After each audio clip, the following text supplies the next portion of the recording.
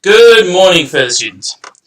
What we're looking at today is something called the log scale. It's how we deal with large numbers and small numbers when they appear in the same data set. So for example here, if you look at population statistics, you can see some towns have huge populations. Melbourne, city, while others, Shepparton, are much smaller. And if we take a collection of data like that and try and draw a histogram out of it, what happens is we get a histogram that looks like this, with a bunch of small ones and then a couple of freakishly large ones. And we even have to break the scale there in order to fit them all in. So looking at this histogram, you can't really tell or make a sensible guess where the center is. The modal category is not very high either. So how do we deal with it when there are both very small, or relatively small numbers, and very large numbers within the same data set? Now in previous years, you'll have looked at another way of dealing with large numbers, which is scientific notation. And once again here, the power of 10 comes to our rescue, using the log scale. Now, for those of you who've done this further, we don't go far into logs, we only take a very simple look at them. But they are a very useful tool in statistics. So, this is how logs work. And we're working in base 10, and further we will always use base 10. Alright, if I wanted to write 0.001 as base 10, I would write it 10 to the minus 3. If you grab your calculator now and type in 10 to the power of minus 3, it will come out with 0.001. Similarly, this is 10 to the minus 2. 10 to the minus 1, 10 to the 0, 10 to the 1, 10 to the 2, 10 to the 3, 10 to the 4, etc. Now, what this does is this lets us write really big numbers and really little numbers in terms of numbers that are not separated by much. So for example here, if I just write the log form of this, minus 3, minus 2, minus 1, 0, 1, 2, 3, 4, even though there's a difference here between 1,000 and 10,000, in a log scale, the difference would be between 3 and 4. So taking the log of 10,000 gets us 4. Taking the log of 1,000 gets us 3. So, imagine the difference here with Melbourne. Taking the log of 100,000, or say Newcastle, let's start with Newcastle. Log of 100,000 is 5. Log of 1 million is 6. So Newcastle, falling in at 430,000, will be between 5 and 6. You can take the log of Newcastle. So log 430,755 comes in log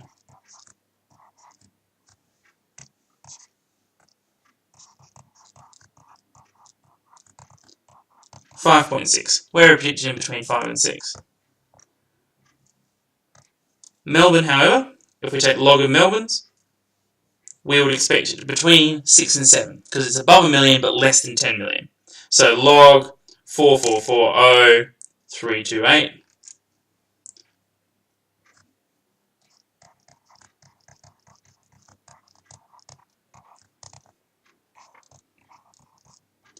Now what that has done has meant that these huge numbers here are now separated by much more manageable numbers there. So if we take the log of everything, I'll come back to that in a sec.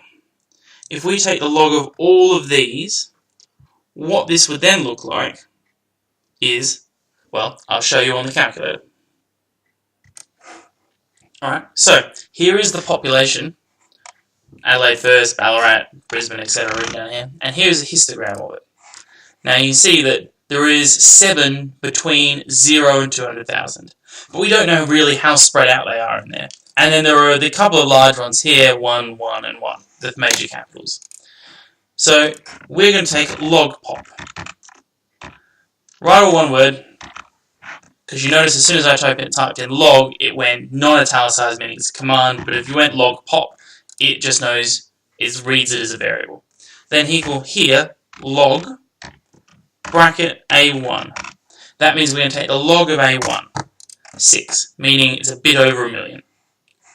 And you'll get better at reading the log numbers. Alright, now, those numbers look nothing very special, 4s and 5s and 6s. Let's see how that histogram changes when we go from pop to log pop. Alright, nothing spectacular there, but that's because our brackets are still too small. There is far, far too many, so we've got 1, 2, 3, 4, 5, 6, 7, 8, 9, 10, 11, 12, 13, 14, 15.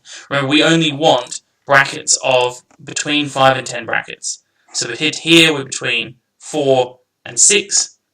So let's make it brackets of 0.4. Menu, plot properties, histogram values, histogram scale, or other bin settings, equal bin width. We want width of 0.4, and we want to start at, let's say, 4.5. Okay.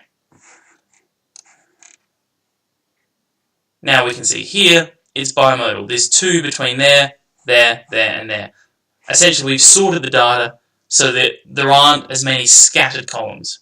I'll do it with another example in a sec to show you how logging the data can make a huge difference. Alright, but first let's look at a few examples. Finding the log of 86 is as simple as writing that 56, as simple as writing that in your calculator. Log 56, you can find the log button on the calculator by going shift and then 10 to the power of. So log is opposite to 10 to the power of. Shift log will get you the log button. Alright, shift log. Now, it might help us think what number would we expect. Remember, 10 to the power of 2 is 100, and 10 to the power of 1 is 10. So log of 56, because 56 is between 10 and 100, we would expect the log of 56 to be between 1 and 2. So grab your calculator, log 56 is 1.748.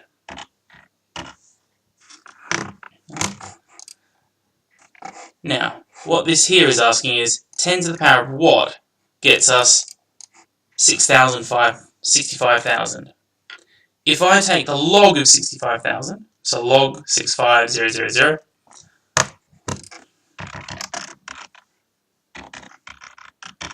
that is equal to 4.81.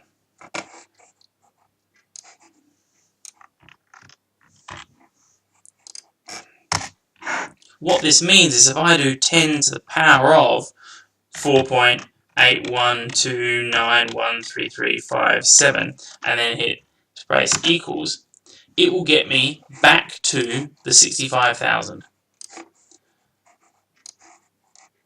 So for those going into methods, or those who have done it already, this is quite an exciting thing because we previously couldn't pull down x from the top.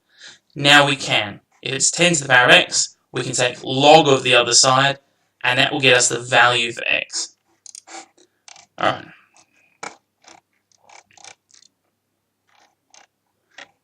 So, a few other examples here. If we take this here, cycle time, how we have it's highly positively skewed. So the tail is massively positive. If we take a log of the cycle time, you see it becomes evenly distributed. Similarly with body weight and log of body weight.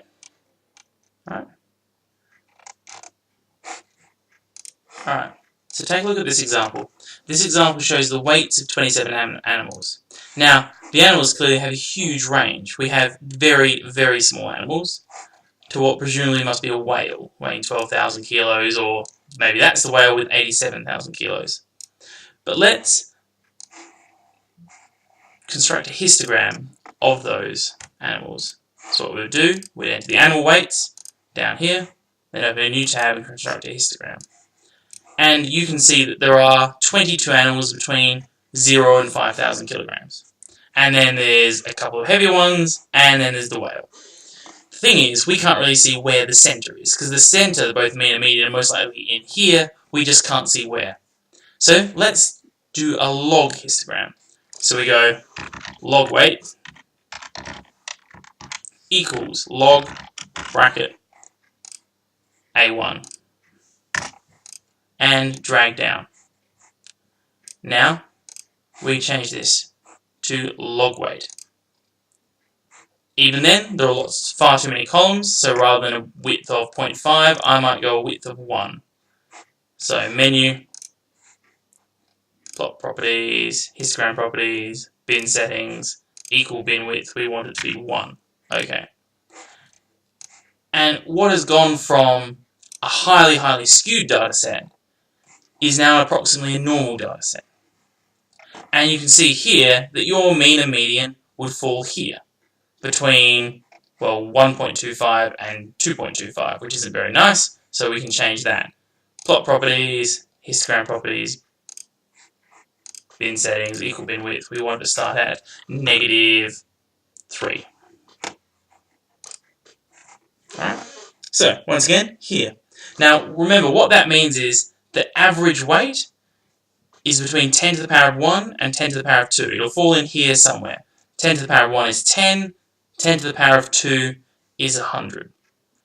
What that means is the mean and median of these animal categories is going to be between 10 and 100 in that category there. Alright. You might also notice that this shape here now is called a normal distribution. It's not strictly in the course, but once you've logged the weights and they form a normal distribution, it's described as a log normal distribution. So here, assuming a log normal distribution, and the log normal distribution has the same properties as a normal distribution. Approximately what percentage of animals are lighter than 100 kilos? Well, if we look at that, we can imagine a curve through it. So to help us imagine a curve, let's look at the mean and standard deviation. So what we would do is we would go to here, go menu, statistics, stat calculations, one variable statistics, one list. We're going to look at log weights. Okay, so the mean is 1.65 and the standard deviation is 1.6. So, taking this 1.65 and 1.6, we can imagine a normal distribution, normally distributed around 1.65 with a standard deviation of 1.6, meaning one up here will be 3.25 and down here 0.05. Now remember all the time that these, because we've logged it, if we want to get back to real numbers, we just do 10 to the power of, 10 to the power of, and 10 to the power of. Now, 10 to the power of nearly 0 is approximately 1 kilo. 10 to the power of 1.65 is, you can check on your calculator, 10 to the power of 1.65 is 44.67 kilograms. And 10 to the power of 3.25 is 1,778.28 kilograms. So that means that the mean is 44 kilos, and the normal distribution would mean that 34% of animals are in here between 44 kilos and 1,778.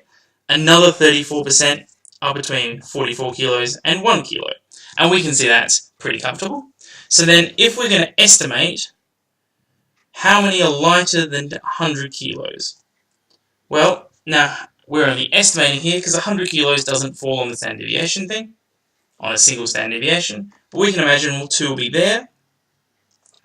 Meaning 55%, because of that 6.25, that's 1.65, 3.25. I would say a reasonable guess would be between 55 and 60% are lighter. And how many are heavier than 1,000 kilos? Well, how many are heavier than 1,000 kilos? Make sure I read it right. 1,000 kilos, remember, is 10 to the 3, so we'd fall at 3 on our chart. Be about here. Now, given that we know that there is about 16, We can add a bit here. We could say that maybe 20% of the animals are heavier than 1,000 kilos. That is a gross overestimation. But you can do it in your own time because I've made a very long video and I apologise. Alright, so to summarise, when we have a huge spread of numbers, we use logs to manage these more meaningfully. I think the best example there was the animal weights. So with the animal weights, we could see that when we just did the ordinary animal weight, we could get nothing meaningful out of that. There were too many data points in here. However, when we gave it the log weight, it became more evenly distributed. We can see where the center was, and by adjusting the bin settings, we could get it looking like a normal distribution. Even there now, it's approximately normal. Right.